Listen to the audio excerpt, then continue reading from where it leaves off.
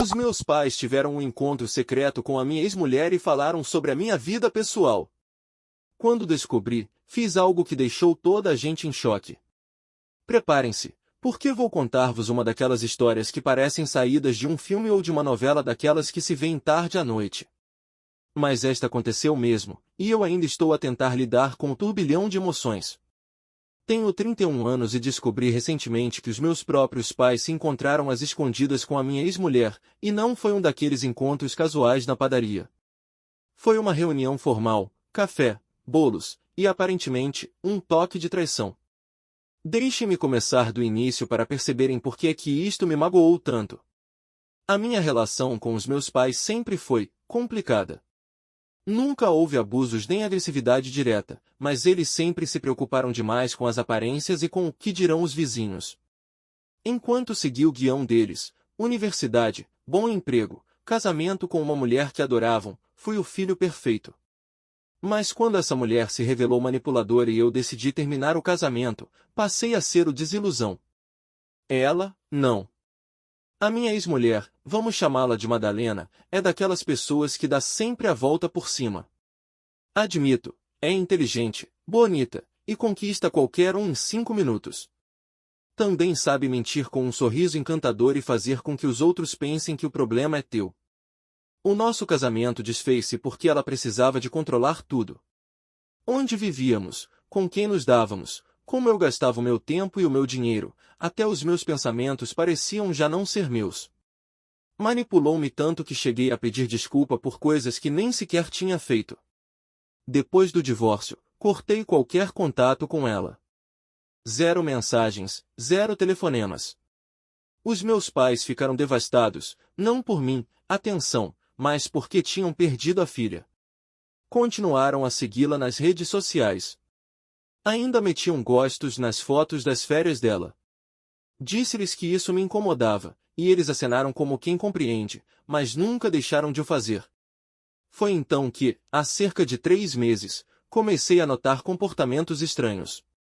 A minha mãe deixou de falar da Madalena por completo, o que era estranho, porque antes não passava um dia sem uma Madalena fazia assim, ou o bolo de banana da Madalena é que era bom. O meu pai começou a esquivar-se de forma suspeita sempre que eu falava em voltar a namorar. E depois veio a gafe que mudou tudo.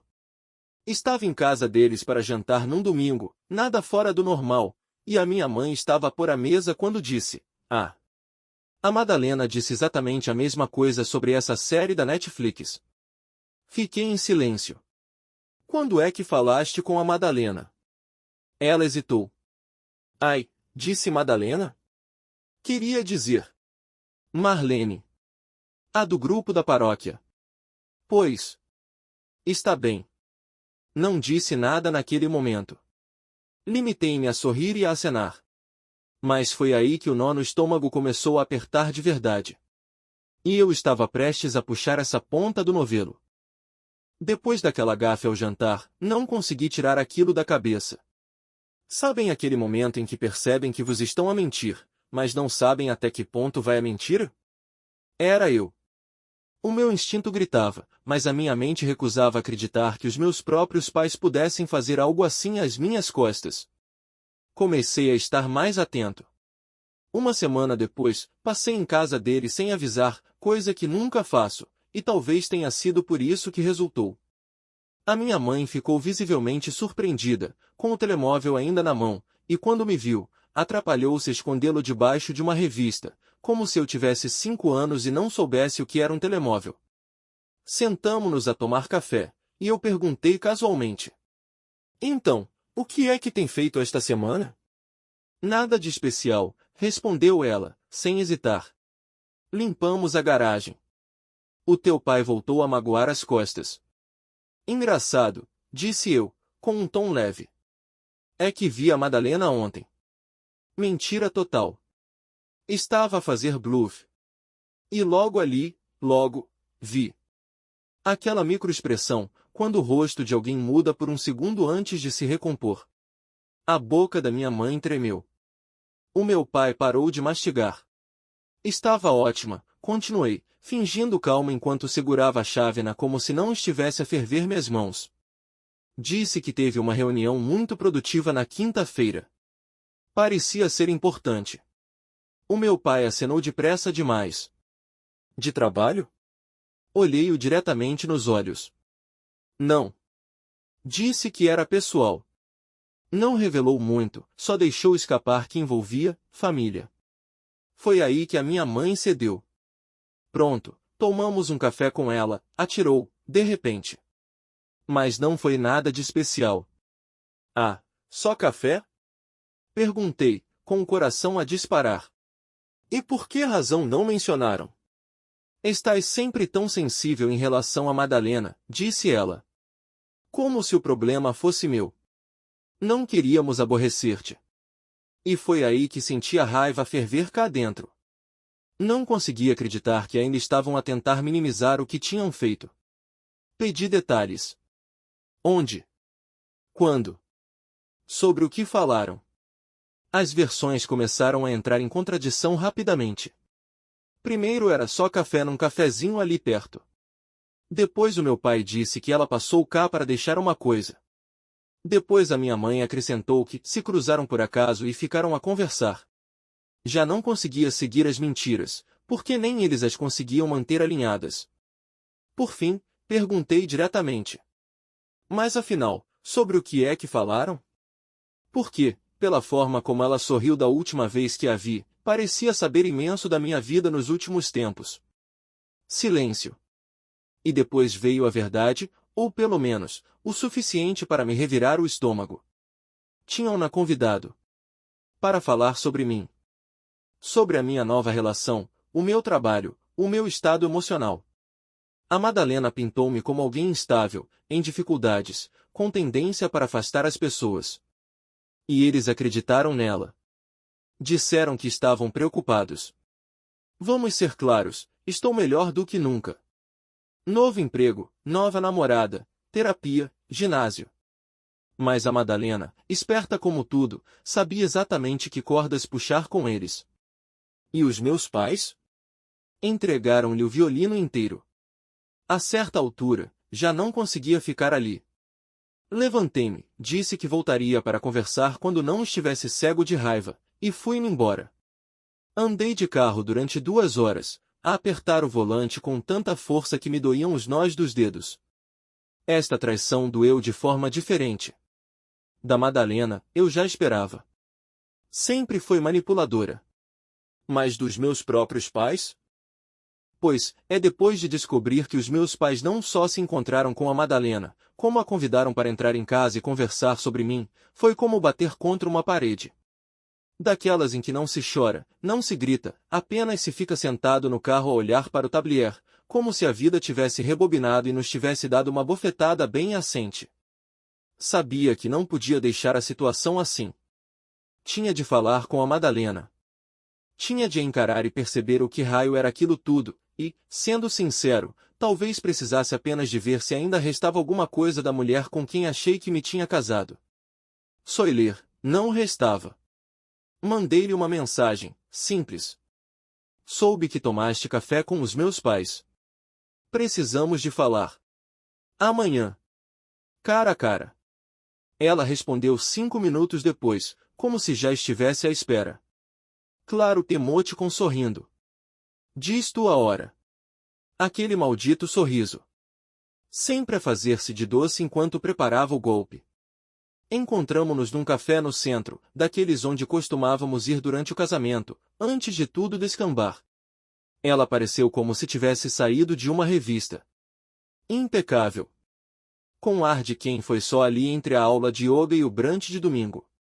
Sentou-se à minha frente, inclinou a cabeça como se eu fosse uma alma perdida a qual estava prestes a dar conselhos.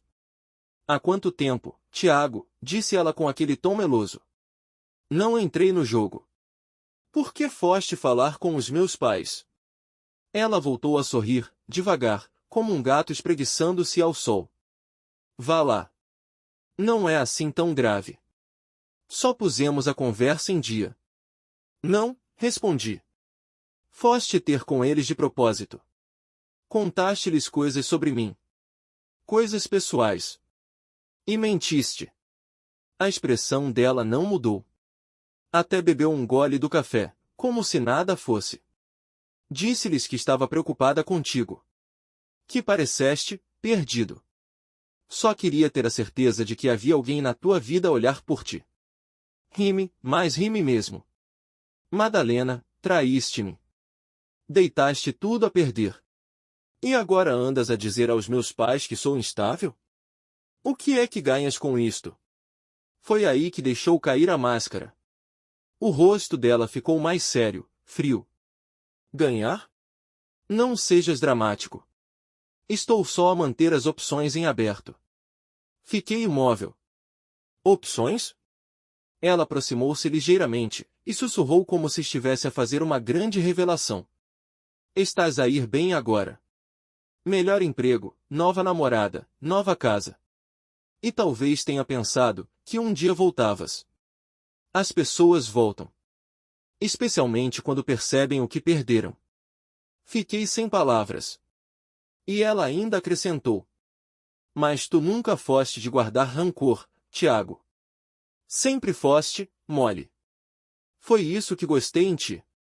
Nunca ficas zangado por muito tempo. Foi aí que tudo fez sentido. Não era preocupação. Era controlo. Ela viu que eu estava feliz, genuinamente feliz, e isso assustou-a. Não porque sentisse a minha falta, mas porque não suportava deixar de ser relevante na minha vida.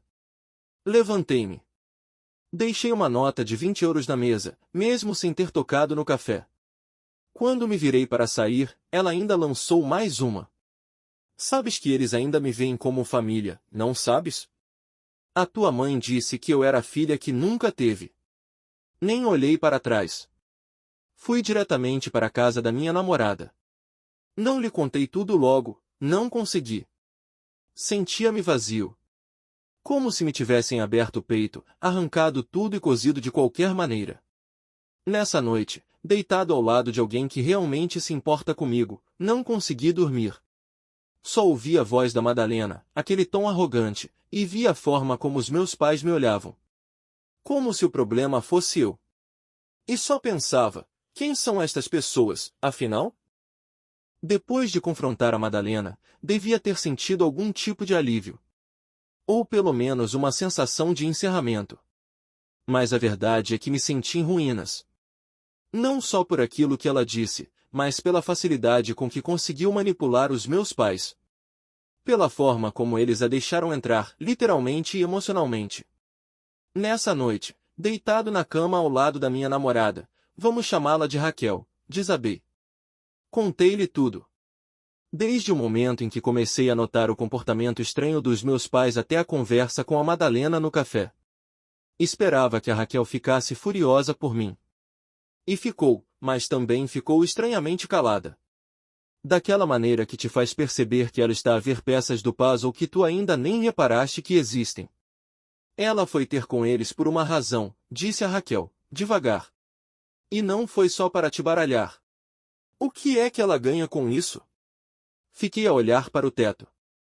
Controlo? Vaidade? A Raquel abanou a cabeça. Não, a Madalena nunca joga apenas por vaidade. Ela quer sempre mais. Foi aí que me lembrei de uma coisa. 2 semanas antes, tinha recebido uma carta do meu antigo contabilista. Um aviso de rotina, a informar que os documentos fiscais tinham sido reenviados a partir da minha morada antiga, a casa onde vivia com a Madalena. O estranho é que nunca autorizei isso. Já tinha redirecionado toda a correspondência meses antes. Na altura achei que fosse um erro do sistema. Mas agora, parecia intencional. Fui ao e-mail e comecei a vasculhar conversas antigas, e foi aí que encontrei um rastro digital. 3 semanas antes do café com os meus pais, a Madalena tinha contactado meu antigo contabilista, fingindo ser a minha assistente. Pediu cópias dos meus resumos financeiros recentes porque o Sr. Tiago está sobrecarregado e precisa de ajuda para organizar tudo. Usou o apelido de casada. O assistente deve ter assumido que ainda havia alguma ligação entre nós, e enviou-lhe um ficheiro PDF com um resumo dos meus rendimentos e investimentos. Ela sabia tudo. O meu novo salário. As poupanças. Até o valor da entrada que paguei no apartamento novo que comprei com a Raquel. Fiquei sem ar. A Madalena não queria só poder emocional. Ela queria controle. Informação. Vantagem. Na manhã seguinte, voltei à casa dos meus pais. Entrei sem bater a porta. A minha mãe estava a dobrar roupa na sala, o meu pai a ver golfe. Deixei os e-mails impressos em cima da mesa de centro, sem dizer uma palavra. A minha mãe pegou nos papéis, leu a primeira página, e ficou lívida. Isto é. Ela andou a vasculhar a minha vida financeira, disse eu. E adivinhem quem é que ela mencionou para se validar? Vocês. Virei-me para o meu pai. Vocês deixaram-na voltar. Confiaram nela. E ela usou-vos, tal como me usou a mim. Silêncio. E então a minha mãe disse aquilo que eu nunca esperava ouvir. Nós sabíamos, sussurrou. Só não pensamos que ela fosse tão longe. Fiquei sem reação. Como assim? Vocês sabiam? Ela baixou o olhar. Ela disse-nos que estava preocupada contigo. Que achava que andavas a tomar decisões impulsivas. A gastar demasiado. A isolar-te. Disse que, se pudéssemos ficar atentos, talvez conseguíssemos ajudar antes que as coisas piorassem. Sentei-me, com o peso do mundo a cair-me nos ombros. Vocês andaram a espiar-me.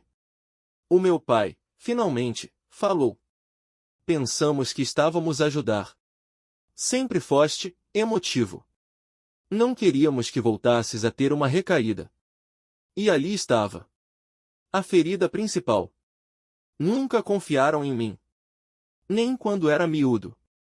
Nem quando me casei. Nem quando me separei. E nem agora. Naquele momento, algo dentro de mim partiu-se. Algo que eu nem sabia que ainda estava a segurar. Levantei-me, disse apenas. Acabou. E saí pela porta. Isto já não era só a traição da Madalena. Era a confirmação, por parte dos meus pais, do meu maior medo. Eles nunca me viram. Viram apenas o que queriam que eu fosse. E entregaram o verdadeiro eu a uma cobra disfarçada de princesa. Depois daquela discussão final com os meus pais, não consegui voltar para casa de imediato. Andei de carro durante 2 horas, com os vidros abertos, só a tentar respirar. A tentar perceber como é que deixei isto acontecer de novo. Tinha finalmente construído algo bom com a Raquel, algo verdadeiro, estável, e a Madalena encontrou maneira de se intrometer. De torcer tudo. Envenenar. Estava furioso. Não só com ela. Não só com os meus pais. Estava zangado comigo próprio. Porque eu vi isto aproximar-se. Talvez não exatamente isto, mas algo semelhante. É essa coisa com o trauma, ele não sussurra. Ele grita. E o meu andava a gritar há semanas. Eu é que não quis ouvir. Quando finalmente cheguei à casa da Raquel, ela estava sentada no sofá com o portátil no colo e o nosso cão a dormir-lhe nas pernas. Olhou para mim, viu a minha cara e fechou o computador. O que se passou? Contei-lhe tudo. Sem esconder nada desta vez. O e-mail falso da assistente. Os documentos financeiros. O facto de a Madalena saber quanto ganho, onde vivo, tudo. Esperei que a Raquel ficasse zangada. Ou com medo. Mas surpreendeu-me. Respirou fundo e perguntou. Achas que ela está a planear alguma coisa, legal? Essa era a pergunta que me andava a consumir o dia todo. Encolhi os ombros. Pode estar a tentar construir um caso para reclamar alguma coisa. Dizer que escondi bens no divórcio. Ou pior, talvez só queira destabilizar-nos agora que estamos bem. Talvez queira voltar. Talvez esteja a vigiar-nos. A Raquel ficou calada durante uns segundos. Depois disse. Temos de agir já. Falar com um advogado. Fechar-lhe todas as portas. Financeiras, legais, emocionais. Cortar de vez. Assenti. E depois veio a pergunta mais difícil.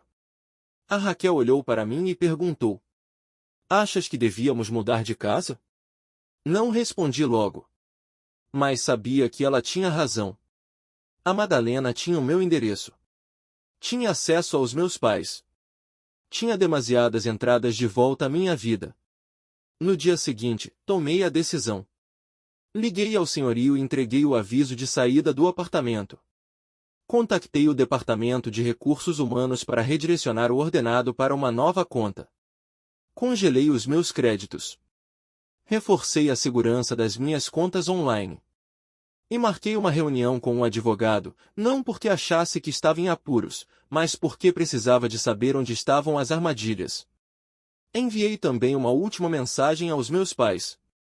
Vocês deixaram alguém perigoso voltar à minha vida. Escolheram-na a ela em vez de mim. Não vão voltar a ouvir falar de mim. Bloqueei os números deles.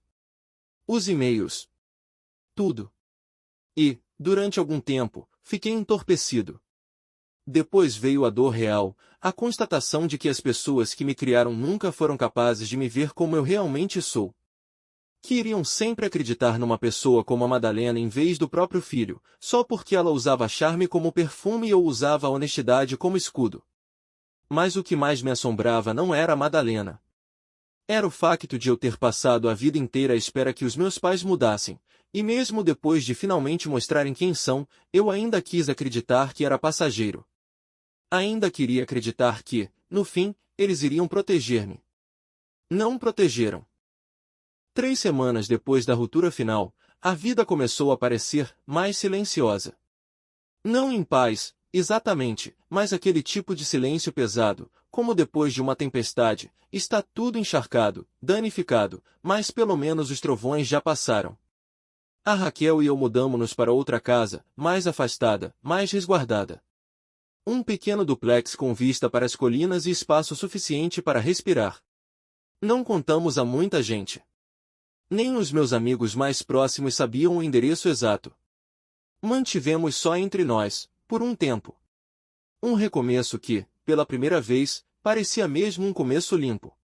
Gostava de poder dizer que ficou tudo por aí. Mas claro que não ficou. Porque há cobras que não se afastam em silêncio, especialmente as astutas. Uma manhã, recebi um envelope no correio. Sem remetente. Lá dentro, um bilhete escrito à mão, com uma caligrafia apertada e perfeita. Estás a cometer um erro. Eu perdoo-te. Estou aqui quando estiveres pronto para voltar. M. Sem ameaças. Sem drama. Só manipulação pura, mascarada de compaixão. Não mostrei logo a Raquel. Fiquei sentado na varanda com o bilhete na mão, a olhar para a tinta até ela começar a desfocar. Quis rasgá-lo, queimá-lo, esquecê-lo. Mas mais do que tudo, quis perceber como é que alguém ainda podia achar que tinha direito a uma parte de mim depois de tudo o que fez. E depois, esta parte ainda me revolta, por um segundo, questionei-me se ela teria razão. Se eu estava a ser demasiado duro. Se talvez tivesse exagerado. Se, de alguma forma, ainda lhe devia uma resposta. E foi nesse momento que percebi, é assim que o abuso se apresenta quando veste seda e sorri demais. Aquele bilhete trouxe de volta todas as discussões em que ela distorceu a verdade. Todas as vezes em que me fez sentir louco por estar magoado. Cada lágrima que ela chorou mais alto do que eu, mesmo quando era ela quem estava a mentir. Cada momento de manipulação. Cada beijo aos meus pais, enquanto lhes mentia descaradamente. Esse sempre foi o verdadeiro poder dela, não era quebrar-me à força, mas convencer-me a partir-me por dentro só para que ela se sentisse confortável. Nessa tarde, contei tudo a Raquel. Mostrei-lhe o bilhete. E a única coisa que ela fez foi estender a mão, pegar na minha e dizer: "Vamos queimá-lo juntos." E assim fizemos. Mesmo ali, no terraço, num recipiente metálico. Chama no papel, fumo no céu. E quando as cinzas se dispersaram, senti, não alívio, não encerramento, nem um final de conto de fadas, mas algo melhor, clareza. Sabia quem era agora. Não o filho desesperado por aprovação. Não o ex-marido a tentar remendar um sonho partido. Não o homem que andava a olhar por cima do ombro com medo do que podia vir a seguir. Estava farto de deixar os outros escreverem capítulos da minha história. O meu advogado enviou a Madalena uma notificação formal. Qualquer tentativa de contato, direta ou indireta, seria tratada como assédio. As minhas contas bancárias? Mais seguras do que um cofre. A minha pegada digital? Reduzida ao mínimo. E os meus pais? Continuam em silêncio. Continuam bloqueados. Não sei se tentaram entrar em contato. E, sinceramente, não quero saber.